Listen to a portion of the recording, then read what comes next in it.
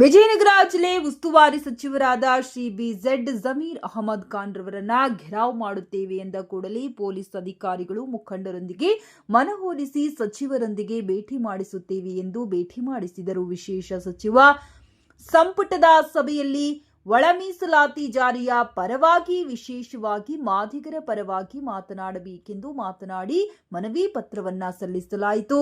ಈ ಸಂದರ್ಭದಲ್ಲಿ ಮಾದಿಗ ಮಹಾಸಭಾ ಅಧ್ಯಕ್ಷರಾದ ಎಚ್ ಶೇಷು, ಗೌರವಾಧ್ಯಕ್ಷರಾದ ಎ ಬಸವರಾಜ್, ಕಾರ್ಯಾಧ್ಯಕ್ಷರಾದ ಎಚ್ ಶ್ರೀನಿವಾಸ್, ಉಪಾಧ್ಯಕ್ಷರಾದ ಕರಿಯಪ್ಪ, ಹನುಮಂತಪ್ಪ, ವಿಜಯ್ ಕುಮಾರ್, ಪ್ರಧಾನ ಕಾರ್ಯದರ್ಶಿ ಭರತ್ ಕುಮಾರ್, ಸಿಆರ್ ಉಪಸ್ಥಿತರಿದ್ದರು. ಒಳ ಮೀಸಲಾತಿ ಪರವಾಗಿ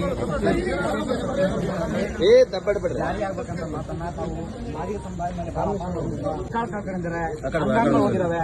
ಹೋರಾಟ ಅಂತೂ ವಿಚಿತ್ರವಾಗಿ ಕರ್ನಾಟಕ ರಾಜ್ಯದಲ್ಲಿ ನಡೆದೋಗಿದೆ ಸರ್. ಇದು ಆಕ್ರೋಶವಾಗಿರ್ತಕ್ಕಂಥ ಇವತ್ತು ಏನೇನು ಆಗ್ಬೇಕಾಗಿರ್ತಕ್ಕಂಥ ವಿಚಾರ ತಮಗೆ ಇನ್ಫ್ಲೂಯೆನ್ಸ್ ಕೊಟ್ಟಿದೆ ಸರ್. ಇವತ್ತು ತಮ್ಮನ್ನು ಗೆರವು ಮಾಡ್ಬೇಕಂತಿದ್ವಿ, ಆದರೂ ಪೊಲೀಸ್ ಇಲಾಖೆ ಮತ್ತು ನಮ್ಮ ಇಮಾಮ್ ಸರ್ ಇಲ್ಲ ನಾನು ಸಚಿವ ಜೊತೆ ನಾನು ಮಾತಾಡ್ತೇನೆ. ಹೌದು ಸರ್, ನಮ್ಮ ನಮ್ಮ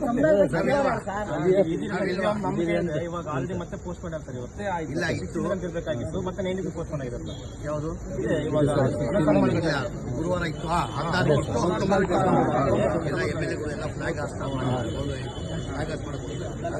ಮುಖ್ಯಮಂತ್ರಿಗಳು 19 ಮಾಡಿದ್ದಾರೆ. 19 ಆಗ್ತದೆ ಹೋಗಿ ಒಳ್ಳೆದಾಗ್ತದೆ.